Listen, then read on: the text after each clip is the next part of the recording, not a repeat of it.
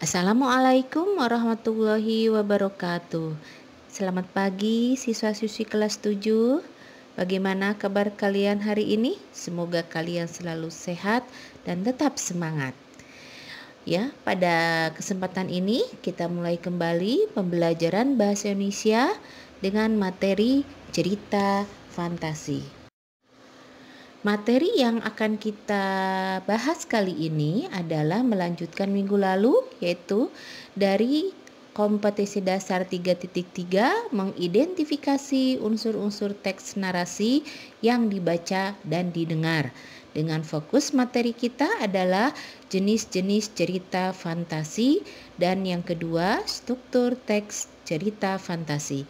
Sebelum kita belajar, marilah kita berdoa terlebih dahulu dengan membaca basmalah sama-sama.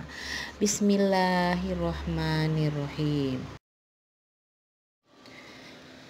Nah, coba kita ulas kembali materi minggu lalu ya. Masih ingat tidak apa itu pengertian teks cerita fantasi serta apa itu ciri-ciri teks fantasi? Nah, sekedar mengingatkan, Ibu kembali jelaskan tentang pengertian teks cerita fantasi, di mana teks cerita fantasi adalah cerita fiksi yang bergenre fantasi atau dunia imajinatif yang diciptakan penulis. Artinya cerita fantasi ini adalah cerita khayalan ya. Selanjutnya ciri-ciri daripada cerita fantasi ada 6. Yang pertama, adanya keajaiban atau keanehan, kemisteriusan. Yang kedua juga ada ide cerita terbuka. Artinya tidak dibatasi penulis untuk berimajinasi. Ciri yang ketiga, latar cerita bisa menembus ruang dan waktu tanpa batas, ya.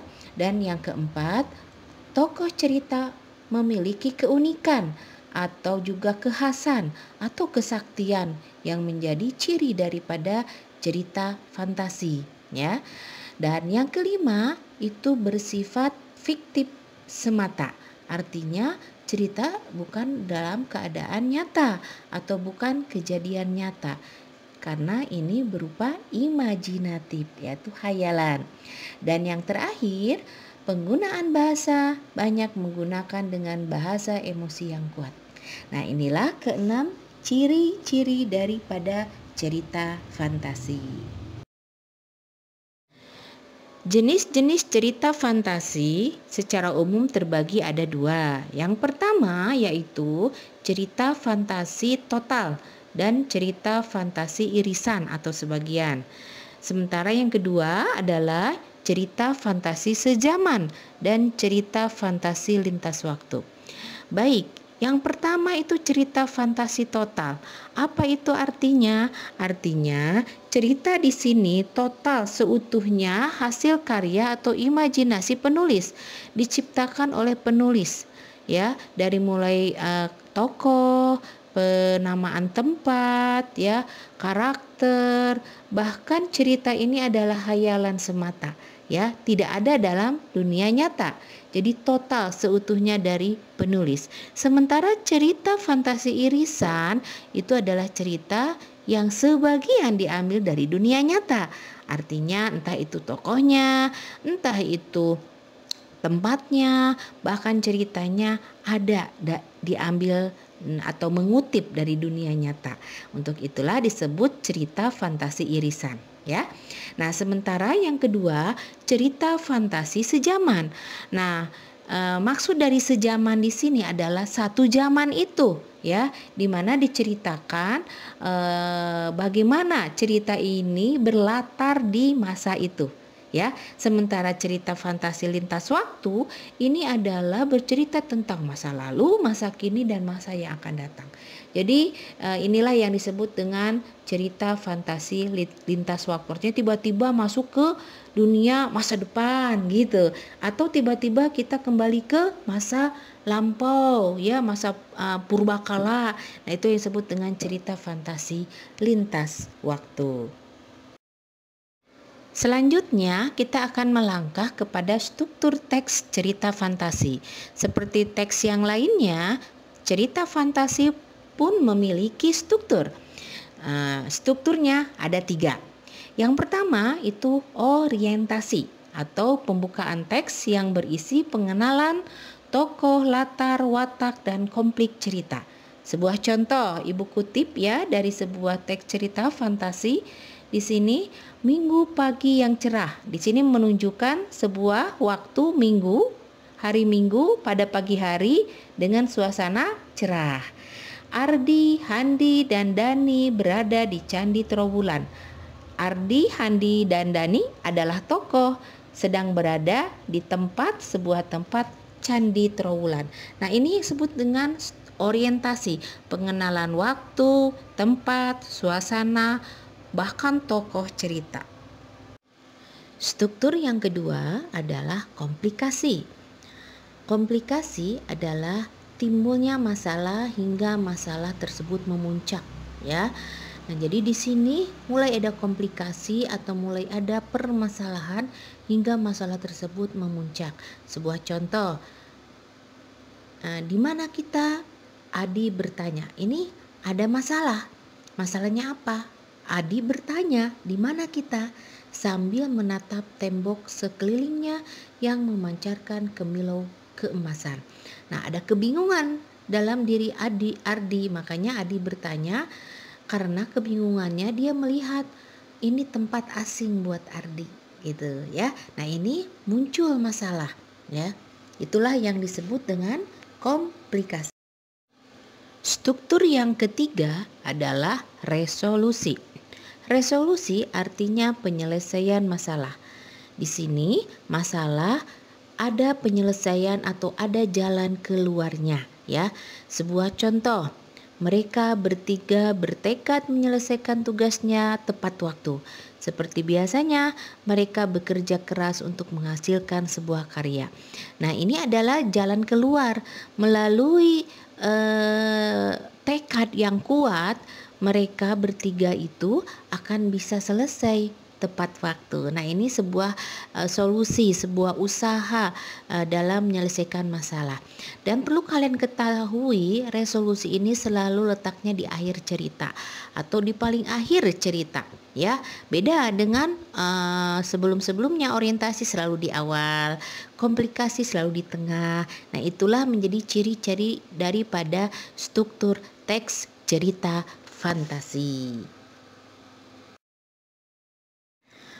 Nah, bagaimana sampai sini bisa dipahami tentang jenis-jenis cerita fantasi serta struktur teks cerita fantasi.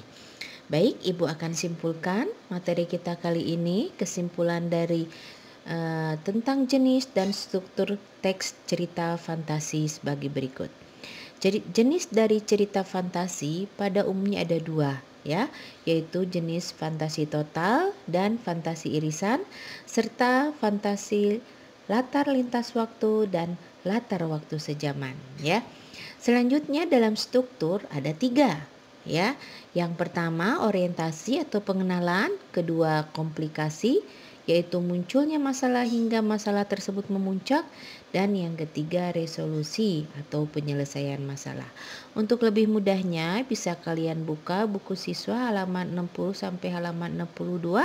Di sana ada contoh teks cerita cerita narasi ini, ya. Cerita fantasi ini yaitu Belajar dengan Gajah Mada. Yang kutipannya Ibu ambil, ya, dalam contoh menentukan struktur. Di sana kalian pun bisa melihat struktur cerita teks fantasi ini, mana orientasi, mana komplikasi, dan mana resolusi. Di sana kalian bisa mengamati, ya, batasan-batasan dari orientasi, komplikasi, dan resolusi tersebut. Nah, ini contoh dari struktur Belajar dengan Gajah Mada. Struktur cerita fantasi dari cerita Belajar dengan Gajah Mada, ya. Nah, di sini orientasi batasannya, komplikasi mulai muncul masalah sampai masalah tersebut memuncak, ya. Selanjutnya resolusinya, ya. Nah, ini adalah contoh yang bisa kalian amati, ya, dari mana batasan kira-kira yang disebut dengan orientasi, hingga muncul komplikasi dan resolusi. Bagaimana? Sudah paham kira-kira? Baik ya, untuk mempertajam pemahaman kalian, kita latihan ya. Nah, ini ada sebuah teks fantasi berjudul Ambulan yang Sombong ya, karya Hakiki Mesara. Tolong oleh kalian tentukan jenis ceritanya, apakah ini total, fantasi total atau irisan, dan strukturnya. Mana yang namanya orientasi, komplikasi, dan resolusi. Baik, kita baca ya. Ambulan yang sombong. Di sebuah kota mainan ada sebuah ambulan yang sombong. Di tiap-tiap jalan jika sedang macet, ia selalu berkata, "Minggir, minggir, aku mobil terpenting, harus diberi jalan untuk lewat." Taksi biasanya berkata, "Mobil presiden yang lebih penting, ia selalu membawa presiden." "Ah, kalau presiden sakit kan mobil-mobil akan disuruh minggir dan aku yang membawa presiden ke rumah sakit," kata ambulan dengan angkuhnya. Ia selalu menganggap bahwa ia mobil terpenting. Semua mobil di kota mainan membenci ambulan. Ambulan selalu ngebut jika ia tak diberi jalan. Suatu hari, ambulan sedang berjalan-jalan. Pada saat itu juga ada sebuah kereta api lewat, lalu palang diturunkan. "Hai palang, aku beri jalan," kata ambulan. "Tidak," kata palang. "Beri aku jalan atau kau kutabrak," kata ambulan. "Cepat," kata ambulan. "Ya, ya," kata palang. Ketika ambulan jalan, kereta api pun terus berjalan. Dan apa yang terjadi? Ambulan tertabrak. Untung kereta api sempat mengerem lajunya hingga ambulan tidak rusak berat. Mobil-mobil mainan yang berada di situ segera menolong ambulan. Mereka membawanya ke bengkel terdekat untuk diperbaiki. Ambulan amat menyesal. Walaupun bisa diperbaiki, bekas cacat akibat tabrakan itu akan tetap kelihatan selamanya. Tubuhnya tidak licin dan tidak bersih lagi seperti semula. Sejak peristiwa itu, ambulan tidak lagi sombong.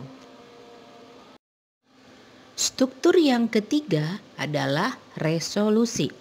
Resolusi artinya penyelesaian masalah. Di sini masalah ada penyelesaian atau ada jalan keluarnya ya. Sebuah contoh, mereka bertiga bertekad menyelesaikan tugasnya tepat waktu. Seperti biasanya, mereka bekerja keras untuk menghasilkan sebuah karya. Nah, ini adalah jalan keluar melalui tekad yang kuat. Mereka bertiga itu akan bisa selesai tepat waktu. Nah, ini sebuah solusi, sebuah usaha dalam menyelesaikan masalah. Dan perlu kalian ketahui, resolusi ini selalu letaknya di akhir cerita atau di paling akhir cerita, ya. Beda dengan sebelum-sebelumnya. Nah, jika kalian sudah selesai mengerjakan, ya, menentukan jenis dan struktur cerita fantasi, hasilnya silakan upload dalam e-learning madrasah ya. Nah, jangan ditunda-tunda pekerjaan itu ya, lebih cepat lebih baik. Ibu tunggu di e-learning madrasah KI 3. Demikian pembelajaran kita hari ini. Terima kasih, mohon maaf ya. Mudah-mudahan kita bisa segera tatap muka ya di sekolah, di kelas kita ya. Dan kita akhiri pembelajaran hari ini dengan membaca doa hamdalah. Alhamdulillahirabbil alamin. Terima kasih. Wassalamualaikum warahmatullahi wabarakatuh.